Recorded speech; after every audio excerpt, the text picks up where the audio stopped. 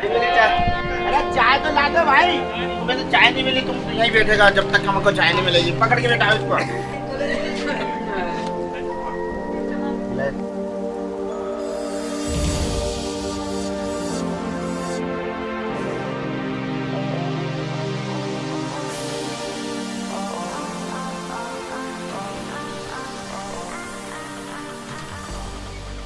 नमस्कार, मैं हूं इस वक्त छत्तीसगढ़ में। जस्ट अभी चंपा जंक्शन से निकला हूं। रात को मैं निकला था तकरीबन 12:30 बजे पुरी से, जो कि ट्रेन नंबर है 22-910 और मुझे उतरना है शहडोल में। एक्चुअल में मैं पुरी में तकरीबन 3 दिन रुका। इंदौर से निकला था और डायरेक्ट पुरी तक ट्रेन है, तो पुरी में उतर गया। रात को मैं पुरी के जंक्शन में ही रुक गया था। 12 घंटे के लिए मैंने डॉर्मेट्री कर ली थी और उसके चार्जेस थे लगभग 100 रुपये। तो अगर आप पुरी आते हैं तो मेरे हिसाब से 3 दिन काफ़ी है घूमने के लिए। और फिर अगले दिन 10-10:30 बजे मैं पहुंच गया वहां से लाइट हाउस, जो कि तकरीबन पड़ता है 6 किलोमीटर। मैंने बस कर ली थी, यानी सिटी बस मुझे तकरीबन 15 रुपये में लाइट हाउस पहुंचा देती है। तो अगर आपको सस्ते में लाइट हाउस आना है तो सिटी बस बेस्ट है। बट सिटी बस की भी एक टाइमिंग होती है, सुबह 6 बजे से शाम के 7 बजे तक ही चलती है, मैक्सिमम 7:30। उसके बाद आपको ऑटो वगैरह करने पड़ेंगे और ऑटो वाले के चार्जेस जैसे ही बस बंद हो जाती है तो बढ़ जाते हैं। प्रयास ये करिएगा दिन में ही ट्रैवल करिएगा, सुबह 6 से शाम के 7 बजे तक, तो बस में आपको थोड़ा सस्ता पड़ जाएगा। दूसरी बात ये है, अगर फिर भी आपको ऑटो करना है तो मैक्सिमम आप 100-125 रुपये ही दें। 6 किलोमीटर पड़ता है, उससे अधिक ना दें। अब आप जानते हैं रात को चार्जेस ऑटो वालों के बढ़ जाते हैं। लाइट हाउस आने का कारण ये है कि लाइट हाउस के जस्ट पीछे है गुरुद्वारा। मैंने गुरुद्वारे में ही स्टे किया। वहाँ पे पिलग्रिम्स के लिए सेवा दी जाती है। 3 दिन के लिए मैं गुरुद्वारे में रुका हुआ था। मैं उनका कॉन्टैक्ट नंबर डिस्क्रिप्शन में डाल दूंगा, तो आप कॉन्टैक्ट कर लीजिएगा, तो आपको सारी डिटेल मिल जाएगी, ठीक है। और गुरुद्वारे में और लाइट हाउस के पीछे जो गुरुद्वारा है वहाँ पे रुकने का कारण ये है, गुरुद्वारे का नाम एक्चुअली है गुरुद्वारा आरती साहिब। तो आप वहाँ से रेलवे स्टेशन से 6 किलोमीटर वहाँ पे आने का कारण ये है कि जस्ट गुरुद्वारा यानी उसके सामने लाइट हाउस है, लाइट हाउस सामने बीच चालू जाते हैं, यानी स्वर्ग द्वार बीच है जस्ट लाइट हाउस के सामने। मुश्किल से 100 मीटर का अंतर है और उसी स्वर्ग द्वार बीच को ही पुरी बीच कहते हैं। और उसी स्वर्ग द्वार बीच के बगल में है आपका गोल्डन बीच। तो पुरी का जो बीच है और पुरी का जो मार्केट है वो लाइट हाउस के ही आसपास है। तो 6 किलोमीटर आने का आपका जो पैसा लगने वाला है और आप वहाँ ठहरने वाले हैं वो एक्चुअल में पैसा वसूल है, क्योंकि अगर आप रेलवे स्टेशन के आसपास आप रुकते हैं तो वहाँ पे किराया भाड़ा ज़्यादा लगेगा। हो सकता है 1-2 होटल आपको कम दाम में मिल जाएं, बट एक्चुअल में अगर आपको पूरी घूमना है, आपको वहाँ पे मार्केटिंग करनी है और आपको दर्शन करने हैं जगन्नाथ जी के, तो के आसपास ही रुकें तो ज़्यादा बेहतर है। यानी आप गोल्डन बीच के, पुरी बीच के आसपास रुकें तो अच्छा है। दूसरी बात यह है कि अगर आप गुरुद्वारे में नहीं रुकना चाहते हैं तो गुरुद्वारे के आसपास, लाइट हाउस के आसपास, गोल्डन बीच के आसपास यानी पुरी बीच के आसपास कम से कम आपको सैकड़ों होटल मिल जाएंगे, लॉज मिल जाएंगे। बट उनके प्राइजेस काफ़ी हाई रहते हैं। 1,000 रुपये से बढ़ते बढ़ते आप 5,000-10,000 तक आपको पे करने पड़ सकते हैं। तो प्रेफर करिएगा गुरुद्वारे आने की। कॉन्टैक्ट नंबर मैंने दे रखा है डिस्क्रिप्शन में, तो आप एक बार कॉन्टैक्ट कर लें उनसे। हाँ, एक दिन पहले उन्हें कॉन्टैक्ट कर लें, बता दें कि आप आने वाले हैं, तो आपके लिए हो सकता है रूम अवेलेबल करा दें। वैसे भी काफ़ी भीड़ रहती है वहाँ पे, ठीक है। और अगला दिन मैं फिर उसके बाद शाम को पुरी बीच से निकल के सीधे मार्केट में चला गया और वहीं पे चैतन्य महाप्रभु की मूर्ति है। चैतन्य महाप्रभु की मूर्ति के ही बगल से आपको वहाँ पे हैंडीक्राफ्ट की दुकानें मिल जाएंगी। कई सारी दुकानें हैं जो आपकी 100 रुपये से लेके आपको 1,000 रुपये, 2,000, 10,000 रुपये तक के आपको सामान वहाँ पे अवेलेबल हैं। बट ध्यान रखिएगा, वहाँ पे एक सरकारी हैंडीक्राफ्ट की दुकान है। वहाँ पे आपको पुरी में जो बनने वाली साड़ियाँ हैं वो आपको सरकारी एक दुकान मिल जाएगी। आप चलते रहेंगे तो अंदर आप घुसेंगे तो ज़्यादा बेहतर रहेगा। थोड़ा घूम लें, पता कर लें सरकारी वाली हैंडीक्राफ्ट की साड़ी वाली दुकान कौन सी है, तो अच्छा रहेगा। अगर आपको साड़ी चाहिए पुरी की तो वहाँ पे आपको मिल जाएगी। और वहीं पे कई सारी ऐसी दुकानें हैं जहाँ पे पुरी का फेमस खाजा मिलता है। तो खाजा कई प्रकार के हो सकते हैं, 150 रुपये किलो से लेकर 200 रुपये किलो, 250 रुपये किलो के शुगर फ्री वाले खाजा भी मिलते हैं। तो एक बार खाजा जरूर ट्राई करिएगा। तो 56 भोग जो लगता है जगन्नाथ जी को, भगवान को, उनमें से वो एक है। अच्छा, अगले दिन मैंने OTDC की बस कर ली थी। जो टिकट काउंटर है वो पंथ भवन के सामने है। पंथ भवन, पंथ निवास और रेलवे स्टेशन, यहाँ 3 जगह पे आपको OTDC का आपको काउंटर मिल जाएगा। बट आप ये ध्यान रखिएगा, OTDC की जो बस है वो आपको पंथ निवास में मिलेगी। आपका जो गुरुद्वारा है वहाँ से वो तकरीबन 3 किलोमीटर पड़ता है। और टाइमिंग रहती है सुबह 6:30 बजे। वो वहाँ से निकल जाएगी, डिपार्चर हो जाएगी, इसलिए आप 6:15 बजे के पहले पहले आप पंत निवास पहुँच जाएँ। पंत निवास एक तरह से एक सरकारी क्वार्टर्स है और पंत भवन के सामने भी आपको काउंटर मिल जाएगा और पंत निवास के सामने भी काउंटर मिल जाएगा। पंत भवन के सामने आप ना रुकिएगा, पंत निवास जाइएगा। पंत निवास एक्चुअल में सुभाष चंद्र बोस जो स्क्वायर है वहाँ पे है। सुभाष चंद्र बोस स्क्वायर के ही आसपास कलेक्टर ऑफिस और SP ऑफिस और राजभवन यानी गवर्नर ऑफिस या गवर्नर का घर है पुरी में, तो वहाँ पे काफ़ी पॉश इलाका है, गवर्नमेंट इलाका है, ठीक है। तो सुबह 6:30 बजे बस निकलती है और शाम को पहुँचाएगी आपको टूर करवा के 7:30-8 बजे तक। तो मैं कच कच के चिल्ला रहा हूँ, चाय वाला मेरे को क्या मालूम यार भाई को, तू मजाक कर रहा है। नहीं मिली? नहीं मिली चाय? अरे चाय तो ला दो भाई। क्यों? कैंटीन में भीड़ है इतनी। अब ये गरम बड़ा समोसा चढ़ते हैं। अरे भाई चाय नहीं मिली तो यात्री हमारे बहुत परेशान है। कोई पानी मत लो, हड़ताल करो। 7 बजे से तुम पानी बेच रहे, चाय कौन बेचेगा? चाय नहीं है। क्यों नहीं है मेरे भाई? है? नहीं, अरे तो फिर ये कहाँ से आया? बाहर से। तो फिर बाहर तो चाय भी लाना चाहिए ना। चाय ठंडा हो जाए गर्म नहीं होगा ना। यार कैसा बहाना बनाते हो यार भाई, चाय सुबह से चाय नहीं मिली, तुम यहीं बैठेगा जब तक हमको चाय नहीं मिलेगी। पकड़ के बैठा इसको। चाय नहीं मिले, झगड़ा हो रहा है हमारा, मालूम है।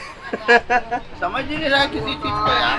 भाई है भाई, अरे आओ ना। तू तो हाथ पकड़ के रख, यहीं लटका के लेके चलेंगे साले को खींच के। अबे बैठ जा यार, मत ऐसा मत कर रहे यार। अब आगे की कसम मत तेरे को, फिर तो नहीं, वहीं रुक जाएंगे। फिर तो वहीं रुक जाएंगे। हाँ ये बात तो नहीं। ये क्या बोल रहा? मैंने बोला यार तेरे को भाभी की कसम, तो बोले वाह फिर तो और नहीं आएंगे वो। अब देखो, अब ना ज्यादा दिमाग मत लगाओ, सीधे खाने के ऊपर टारगेट करो, नहीं तो अब ना उससे भी लाचार रह जाओगे। आज तेरा बर्थडे है, हमारी हालत खराब करेगा तू। अरे हैप्पी बर्थडे। हाँ भाई का बर्थडे हैप्पी बर्थडे। आज सुबह से मेरे भाई, सुबह से इसीलिए चटक रहा, हमको नहीं समझ आ देना। आज सुबह से चाय तक नहीं मिली, बताइए। मतलब क्या हैप्पी सोचो, बर्थडे मनाएंगे मेरा? आप सोचो क्या हैप्पी बर्थडे मनाएंगे मेरा? तुम्हारे साथ में रह रहा हूँ मैं, यही वक्त मेरी वो है। अभी मेरी बीवी को पता चलेगा 4 बार तो लाएगी मेरे को साबुन लगा लगा के, मुल्तानी मिट्टी, ठीक है। उसके बाद में फिर मेरे को घर में घुसने देगी। उनको बताया थोड़ी कि अभी तुम लोग इतने गंदे लोग हैं। आज नहीं, उनको मालूम, भाभी को। चल, मेरी भाभी को तो मालूम है कि कितना गंदा है। तेरी भाभी का नहीं मालूम है। मेरे को मालूम ना, मेरी भाभी को। देख तू जीत जाएगा ना, फिर ये बोलेगा नया गेम। 3 बार तूने नया गेम करा, हमारा वो आपकी वजह से हुआ है। भूख लग रही है तो हमको चाय पिला दो कोई भी, सीधी बात। हाँ भाई सीधी चाय पिलाओ, हमको तो कोई प्रॉब्लम नहीं। बोल चाचा, लाल लाल फिर से पीछो रहे नहीं,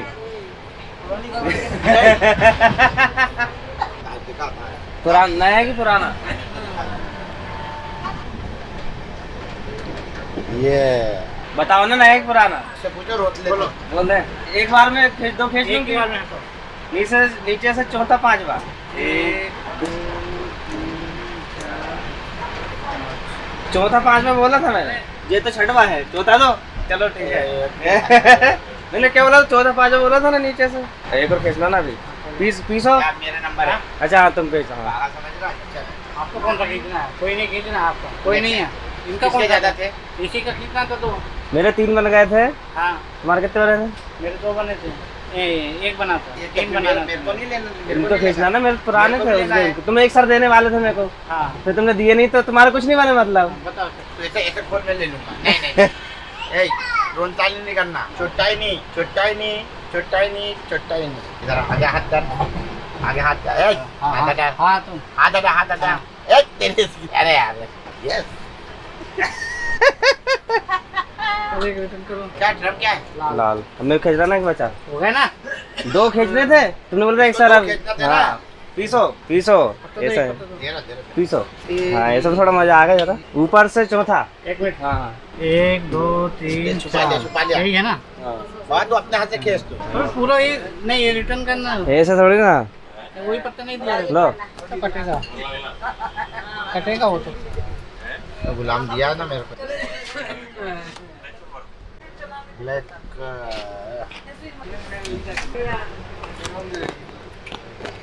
काल वास्ते जल्दी से ये दादा अंजी रख।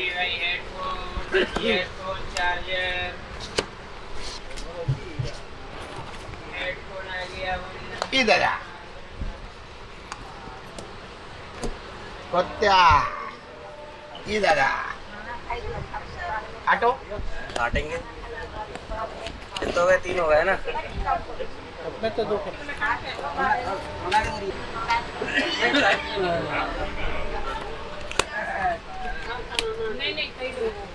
ए, देख मत वो उधर से दिखाई दे रहा यार। अरे यार मैं सोचा तेरे पास ही है दोनों। एक बना दो फिर मेरे 5 बने। मेरे 5 बने। 4 बन गए भाई मेरे 5 बने 5। 2 इनसे खींचो, एक मुझसे। फिर नया game. A few moments later. तो हम लोग पहुंच गए हैं बिलासपुर और ताश का खेल लगातार चल रहा है और ये चलता रहेगा क्योंकि 12 घंटे तक चलने वाला है और बैटरी 12 घंटे तक नहीं चलने वाली है। वो जितना भी आपको गेम दिखाया है तो आपको पसंद आया हो तो इस तरह हंसी खुशी दोस्तों के बीच चलनी चाहिए, वैसे अच्छा लगता है। हैप्पी बर्थडे नहीं मना, केक कहाँ है? केक का भी काटा, चाय से बनना था ना केक भाई। बर्थडे 13 तारीख को भैया यही भैया आप आज ही है भाई का। मेरा भी 13 तारीख को आज ही बर्थडे। अपन बोल सकते हैं कि same to you. Good good भाई। चलो आ जाओ चलो भाई नाश्ता ले लो भाई। चलो ऊपर पार्टी मनाएंगे अपन सब। तो दौलत प्रसाद जी का आज बर्थडे है, हैप्पी बर्थडे। और बर्थडे में समोसा और चाय। हुर्रे, ऊपर बैठे हुए हैं। आज काफी चीटिंग की उन्होंने। ये बात सही है यार भाई। Happy birthday. वैसे रेलवेज के आसपास जो स्टॉल्स होते हैं उनके समोसे उतने अच्छे होते नहीं हैं, पर ये अच्छा है। ज़्यादा मिर्च मसाला नहीं है, बैलेंस एकदम गरम गरम, साइज ही बढ़िया है। भैया सुबह से मिल गया ये बहुत है, सबसे बड़ी बात। अच्छा मिल गया, वो भी अच्छा मिल गया। A few moments later.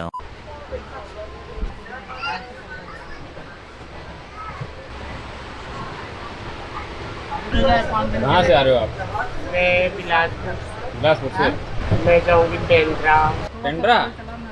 सुबह 7 बजे से चाय नहीं मिली। नहीं भैया, अपन तो इधर पिंडा रोड से चलते हैं भैया। भाई 12:30 बजे कौन चाय? मेरी बात सुन, मैं तेरी चाय की बहुत कदर कर रहा हूँ और तेरी भी भाई, इसलिए मेरे भाई हमको है ना सुबह से तड़प लग रही थी, तो चाय नहीं मिली यार भाई। अभी नहीं। अब क्या पिएगा? खाना खाया यार। जी जी। चलो चलो कोई बात नहीं दादा, अभी हम भी बिलासपुर से चढ़ेंगे। नहीं यार भाई तुम आना आगे से चढ़ो यार। नहीं, आगे उधर फंस जाते हैं, ज़्यादा पैसा ज़्यादा लगता है। मतलब है ना, इसलिए मेरे को बोल रहे थे कि यार बोले आज बोले चाय नहीं मिलेगी, बोले पकड़ लिया 3-4 लोगों को। वही पकड़ आ गए ना उधर आ गए। हाँ यार इधर ये लाइन के चलते हैं तो बिलासपुर। भैया वो तुम्हारी गलती नहीं है, इस व्यक्ति का बर्थडे था इसलिए प्रॉब्लम हुई। क्यों? किसका बर्थडे था? इसका बर्थडे था इसलिए प्रॉब्लम हुई है। तो जो ODDC की टूर वाली बस है वो आपको सबसे पहले ले जाएगी धौली, जहाँ पे हुआ था कलिंगा का युद्ध। आपको दूसरी जगह ले जाएगी वो लिंगराज मंदिर। तो लिंगराज मंदिर तकरीबन 1-1.5 वर्ष पुराना मंदिर है, सोमवंशी काल का। और उसके बाद आपको ले जाया जाएगा उदयगिरी की गुफाएं, यानी 2200 वर्ष पुराना वहाँ पे गुफाएं हैं, जैन गुफाएं हैं, जहाँ पे जैन मुनि लोग तपस्या किया करते थे। तो आप वहाँ अंदर जा सकते हैं, देख सकते हैं। अगली डेस्टिनेशन है नंदनकानन जू। तो ये जो पूरा टूर है वो गोल्डन ट्रायंगल में आता है, यानी पुरी, उसके बाद भुवनेश्वर, उसके बाद आपको आएगा कोणार्क। ये तिकोने हिस्से में है और तकरीबन आपको इसमें लगने वाले हैं 12 घंटा, और जिनमें से 5 घंटा आपको घूमने का रहेगा। जो बस है वो AC की रहेगी और 535 रुपये लगने वाला है, बट एक्स्ट्रा चार्जेस आपके 300 से ऊपर लगेंगे, यानी आपका तकरीबन जो खर्चा है दिन भर का वो 1000 रुपये बस में बैठे बैठे होने वाला है। कैसे? 535 रुपये आपको किराया लगने वाला है बस का, प्लस 300 रुपये आपका टिकट का लगेगा। तो टिकट जो आप जैसे कि नंदनकानन जू जाते हैं तो उसमें आपको कार्ट में घुमाया जाएगा। जो हैंडीकैप हैं, जो बुज़ुर्ग हैं, उनको परेशानी होती है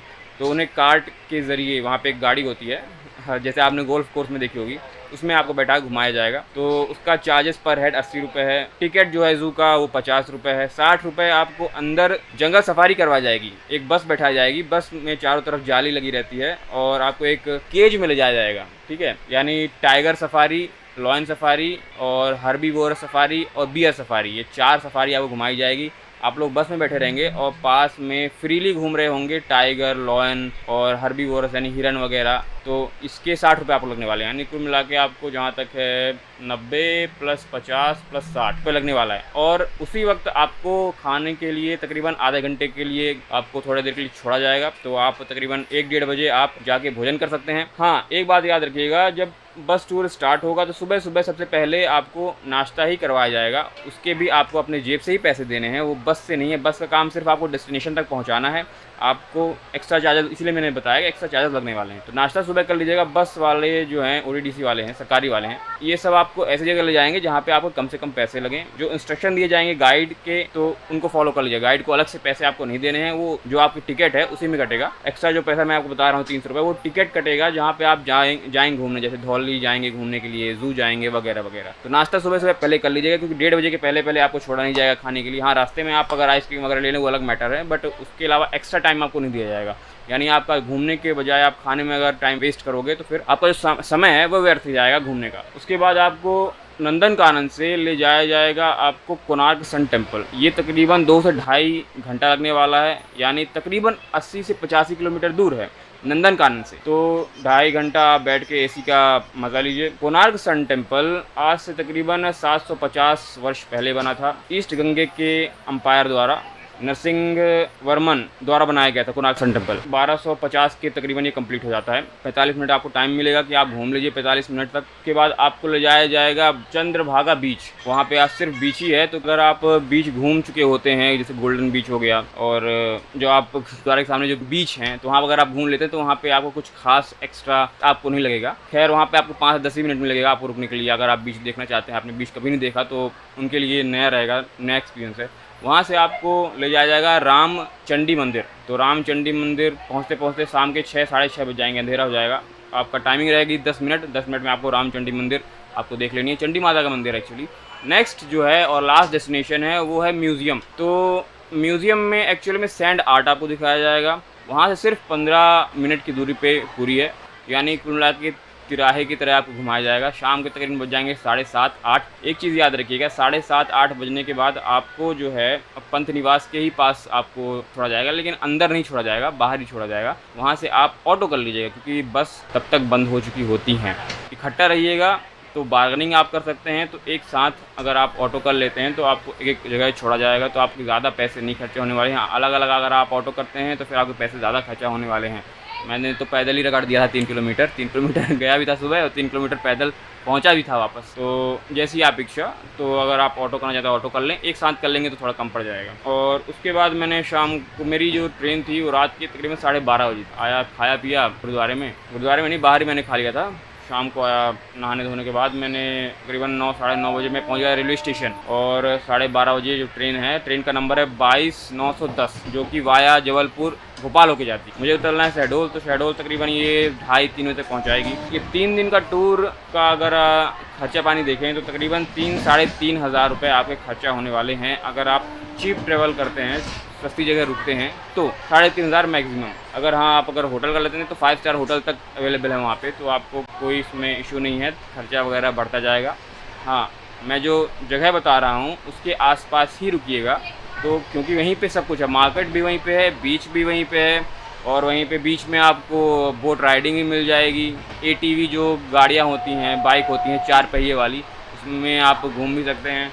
1000 रुपये बोट राइडिंग का है तकरीबन। आप 4 लोग एक साथ 1000 रुपये में बोट राइड कर सकते हैं। तो ये सब है। और फिलहाल मैं ट्रेन में हूँ, ट्रेन में चल रहा है ताश का गेम, ज़रूर देखिएगा। बाकी मैंने जो आपको डिटेल बताई है, आप उस हिसाब से काम कर लेंगे। हाँ, जगन्नाथ मंदिर जो है, मैं लास्ट दिन ही गया था। मैंने तीसरे दिन जगन्नाथ जी के मंदिर के दर्शन मैंने किए। और जगन्नाथ मंदिर अगर आप जाते हैं तो प्रयास करिएगा सिंह द्वार से अंदर जाएं। एक बात और है, जगन्नाथ जो मंदिर है, सिंह द्वार से अगर आप जाते हैं तो सुबह 5:30 बजे 5 बजे ही लाइन लगा लीजिएगा।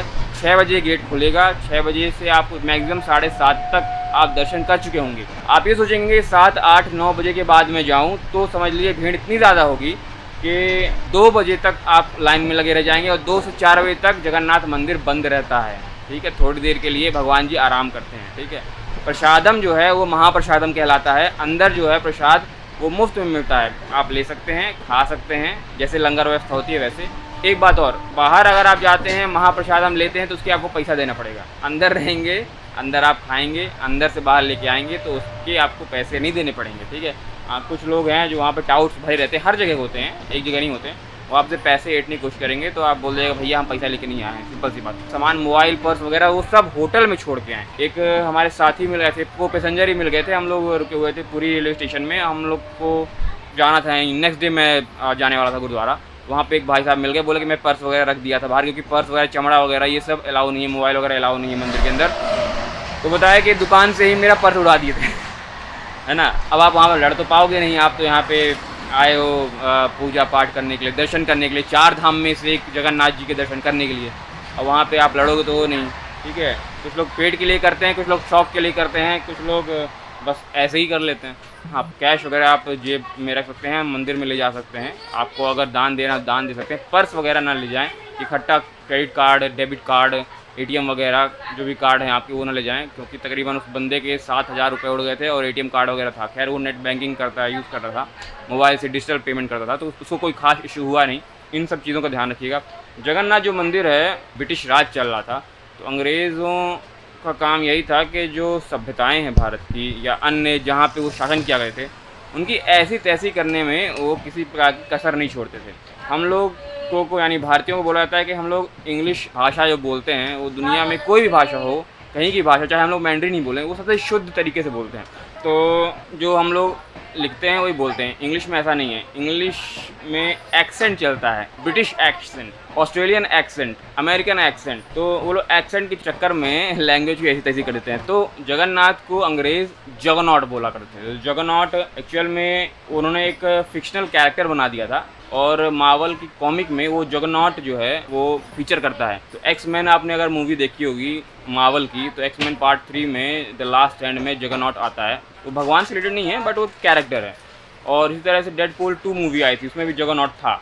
होप जो छोटा सा टूर था पूरी का आपको पसंद आया हो। तो मिलते हैं नेक्स्ट विजिट में, तब तक अपना और अपने परिवार का ख्याल रखिए। जय हिंद, जय भारत।